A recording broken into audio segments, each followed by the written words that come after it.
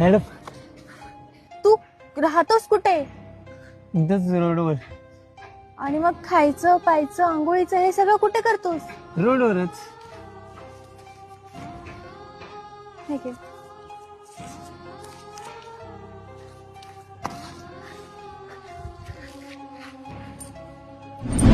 अरे ए मी तुला 100 रुपये दिले तरी तू भिक्का मागतोय? 100 रुपये मध्ये आता काय येते? उद्याची पण सोय केली पाहिजे ना. अरे हा रे, जर मी तुझी खाण्याची राहण्याची पिण्याची सगळी सोय केली तर तू हे भीक मागणं सोडशील का? हा मॅडम, तुम्ही माझी राहायची खायची जेवणाची आंघोळीची छताची सगळ्याची सोय केली तर मी भीक कशाला मागू मग? ही माझी बॅग पकड, इथेच थांबा, आलीच. हॅलो